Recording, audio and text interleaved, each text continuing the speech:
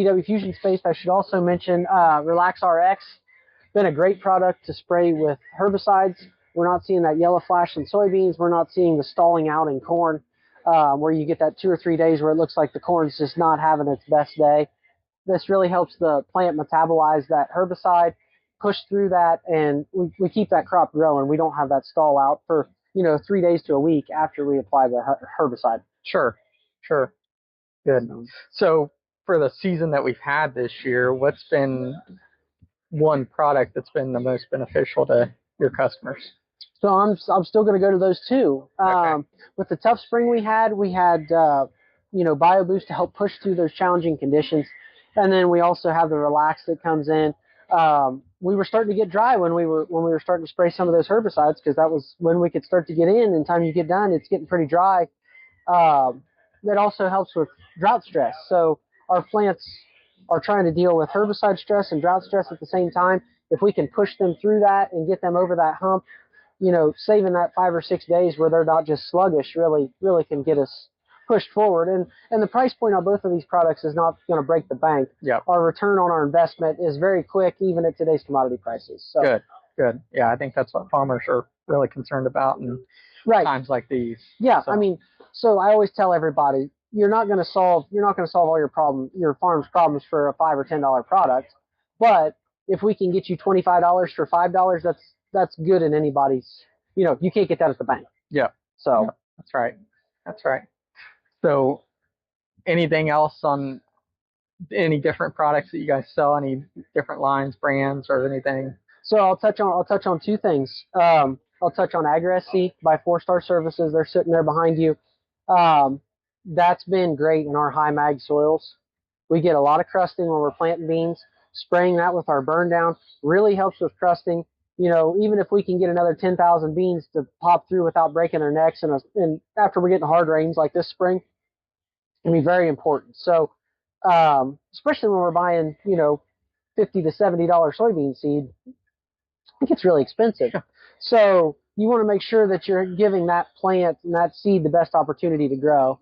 Acre has really helped with our water infiltration and reduced our crusting. So I have to recommend that. And then also I've pointed to the KB jug before.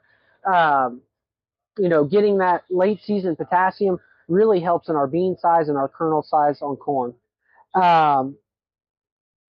Helping push through when that plant is utilizing a lot of nutrients, but it's putting a lot of energy into that seed. In the vegetative stages, we're cycling a lot of nutrients around those roots. It's really trying to build that plant. But once it goes into seed, that plant will suck everything it has to go into the seed. So giving it a shot of boron, that's going to help with your pollen production. Giving it a shot of potassium, which is going to help with your seed size. And then also, they don't have it on the, it should be KB Mo. We'll see here on the label, it's got molybdenum in it, and that really helps with your nitrogen use efficiency. So if we think about corn at tassel time and beans when they're starting to put pods on, the beans are no longer putting nodules on. So the nitrogen that's there is there. If we can help utilize that nitrogen more efficiently, that's extremely important. And by the time we get to tassel time with corn, unless you've got Y drops, you're not coming back in with more nitrogen. So the nitrogen that you've already got in the soil that we're measuring with our SLAN on our baseline test, where we've got slow release nitrogen from our soil. We want to utilize that as efficiently as possible, and the molybdenum really helps out in that space. Good. So I guess those are two other products that I really want to highlight that have been good on our farm and good for a lot of guys. Good. So what's kind of the timing of those products of application for those? So when I'll work through the bean side here since it's behind us. Yeah. So we've got Acre coming first. That's going to be kind of your burn down, early pre-emerge product. You're trying to get that to keep that soil crust gone and get those beans out of the ground. We're hoping for water infiltration and to hold that crusting back. Endosite's a product also from 4-Star Services. It's a nanoparticle. So the easiest way I have to describe this is, we're also using this in burn down application, is a wiffle ball. You think about this nanoparticle that's 1,000 times smaller than a plant cell. You have all these holes in a wiffle ball. You take a glyphosate molecule, and it's going to attach to each one of those holes. that nanoparticle can go down through the plant leaf and actually get into the plant, where most herbicides come in through diffusion. So you're going to have 50% on the outside, 50% that actually gets absorbed. This can put a bigger shot of active ingredient into your plant, and you can have a better kill with less herbicide. The product we've used in our burn down applications, we do a lot of cover crops, killing rye. We're reducing our glyphosate rate and getting better efficacy of our kill, even in cooler, wetter conditions in the spring with this product. Very good price point, super easy to use, and it's one of those, they brought it to us, and I was like, man, I don't know where you're going to place this or why you're even bringing this to me, but we use it on every acre now. A lot of the trial data was done on our farm for that product, and we have had great success. So that's one that a lot of guys overlook, but for the price point that it is, and now we're looking at glyphosate that's going to be back up in the $20 range. It's going to be one that's going to be an easy option for guys come spring. Good. We walked through BioBoost. I've said a lot about it. Yep. Very easy to apply. Everything's going on just like you would talc and graphite. So simplicity to farmers is really the big things that guys look for there. Relax RX, we talked about it with the herbicide. We're really just trying to push through on that week after herbicide application. We were hot and dry with Enlist. We keep that flipping over effect. We can keep some of that out. We can keep some of the yellow flash from Liberty and glyphosate applications also. Smart KB, potassium, boron, and molybdenum, really hitting that at a important time in both corn and beans at the fungicide timing. And then the last one here is Meltdown. We talked about it in the form of BioCast Max, which is usually a corn product, trying to break down that residue and keep those nutrients cycling and build up that carbon in our system. Good. So and Meltdown is 401 or 501? 501. 501. Yeah, yep. So 401 is going to be in the BioBoost. Okay. That's the stuff that's going to release it out of the soil. 501 is what's in Meltdown that's going to be releasing it out of the corn stover. And then BioCast Max brings them both together. Correct. It's a marriage of those two products, and then there's a couple other ingredients that you can use with either foliar or soil applied, but the two actives are those two products. Good. So going back to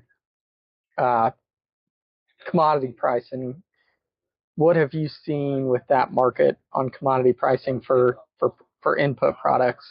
Are they all going up, or different ones going up, some going down? What's the word on the street on that? So potash is up a little bit. It's probably the most steady year over year for an NPK side of things. Phosphorus has definitely taken the biggest jump, and it seems to just keep going up. We don't seem to see much of a slowdown in it. Nitrogen has leveled off a little bit, but we're still, I'm going to say $100 to $120 a ton higher than we were this time last year. So, from a corn production perspective, our fertilizer bill is probably up $50 from where it was last year if we're going the same year over year. So,